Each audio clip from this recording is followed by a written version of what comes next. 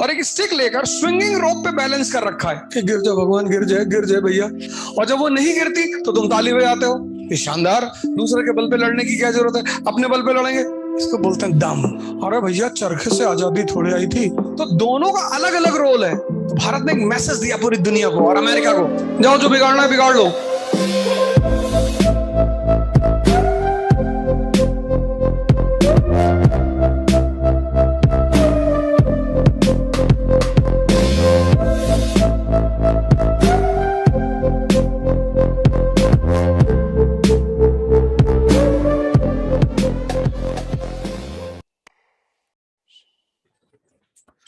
Coaching जिस दिन खत्म हो उस दिन तुम्हारा 80% सब्जेक्ट पर कमांड होना चाहिए।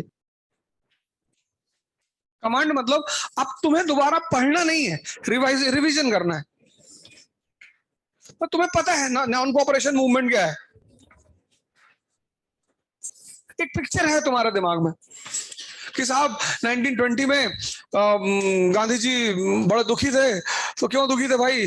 जब भारत की जनता भी दुखी थी, क्योंकि जब फर्स्ट वर्ल्ड वॉर चल रहा था तो गवर्नमेंट ने कहा था कि we are fighting for the rights of the suffering people. तो हम सेल्फ रूल दे सकते हैं, राइट ऑफ डिटर्मिनेशन दे सकते हैं। तो गांधी जी जैसे लोगों ने अंग्रेजों के लिए सिपाही भर्ती करवाए कि ठीक है साहब, आप हमें इतनी चीज दे जा रहे हो तो हम भी आपकी मदद करेंगे। लेकिन जब वॉर खत्म हुआ तो रोलर टैक्स आ गया, इन्फ्लेशन बढ़ गया। फिर वो जो उन्होंने दिया 1919 का एक्ट, उसमें डायरकी एक मजाक थी। फिर गांधी जी ने वाइसरॉय को लेटर लिखा कि साहब बहुत परेशान है और आप कृपया हमारे लिए कुछ करें। वाइसरॉय ने लेटर फाड़ के फेंक दिया। बस इस बैकग्राउंड में नॉन कोऑपरेशन मूवमेंट शुरू हो गया। अब नॉन कोऑपरेशन मूवमेंट के फीचर्स क्या है? नेशन है ही नहीं, इंडिया नेशन ही नहीं है, फिर कैसे मास मूवमेंट खड़ा हुआ? ये बड़ा सरप्राइजिंग इवेंट है। नेशन है ही नहीं। There is no nation called India in 1920, but the mass Gandhi succeeds in creating mass movement in India. That was the point of surprise for the British कि बहुत अच्छा खेलते हो यार। किसी ने पढ़ा कभी नॉन कोऑपरेशन में? जैसे कोई लड़की है स्ट्रीट पे, उसने रस्सी लगा रखी है, उसके ऊपर उसने वेसल रखे हैं, फिर वो स्टिक पकड़कर बैलेंस करके चल रही है, तो तुम्हें सरप्राइज कर दिए ना, क्योंकि रोप है, वो स्विंग कर रही है ऐसे ऐसे। और उस स्विंगिंग रोप पे उस लड़की ने अपने ऊपर 10 वेसल रखा है और एक स्टिक लेकर स्विंगिंग रोप पे बैलेंस कर रखा है। तभी तो तुम खड़े होकर देखते हो कि गिर जाए भगवान, गिर जाए भैया। और जब वो नहीं गिरती तो तुम ताली बजाते हो। ये शानदार। ऐसे अंग्रेज भी गांधी को देख रहे थे कि नेशन है ही नहीं, नेशनल यूनिटी है ही नहीं, इतने लोग को बाहर कैसे बुला लाए तुम? तो कोई तो फॉर्मूला उस आदमी ने लगाया होगा। 1930 भारत के जितने बड़े बड़े लीडर हैं सब लंदन में बैठे हैं, राउंड टेबल कॉन्फ्रेंस शुरू होने जा रही। मालवीय, जिन्ना, अंबेडकर सब लंदन में। अंग्रेजों ने कांग्रेस को, गांधी जी को बुलाया ही नहीं, कहा तुमको बुलाएंगे ही नहीं,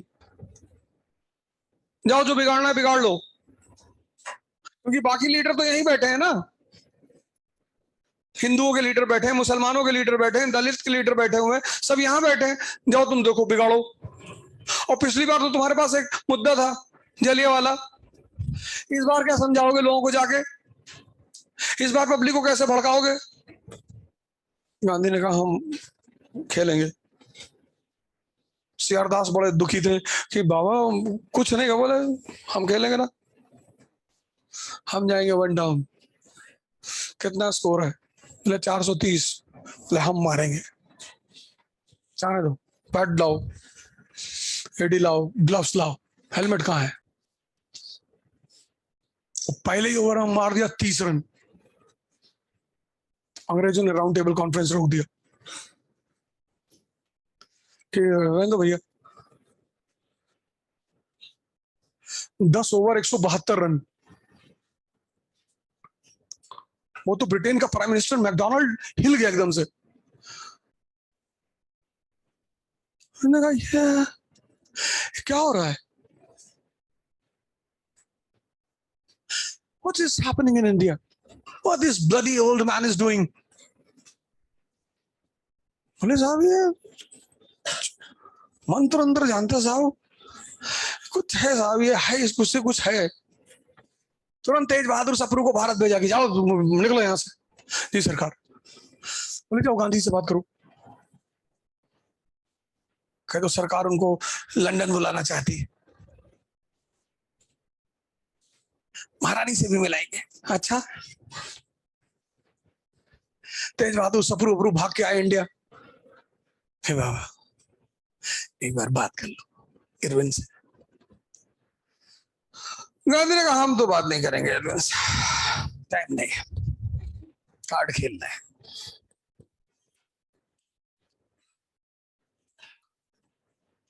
अरे बोले 5 मिनट, बोले मीटिंग अरेंज करो। गांधी इरविन पैक्ट, इसको बोलते हैं दम। फिर हिंदुस्तान का आदमी कह रहा अरे भैया चरखे से आजादी थोड़ी आई थी। हाँ तो पता है चरखे से नहीं आई थी, जब नेशन नहीं था तो अवेकनिंग का काम किसने किया? गांधी ने। उस अवेकनिंग में लड़ाई किसने की? भगत सिंह और बोस ने। तो दोनों का अलग अलग रोल है। लड़ाई किसने की? भगत सिंह ने। जान किसने दिया? भगत सिंह ने। लेकिन जनता को अवेकनिंग किसने किया?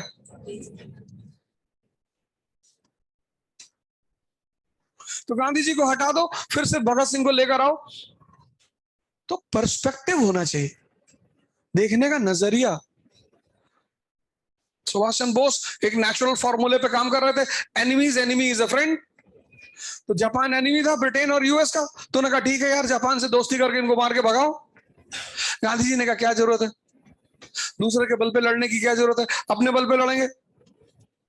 दूसरे के बल पे किसी का मकान कब्जा करने गए, पता लगा उसने कब्जा तो करवा दिया, फिर तुम्हारे घर पे उस पे दोनों पे कब्जा कर लिया, क्योंकि तुम ताकत तो दूसरे की ताकत से लड़ रहे हो ना।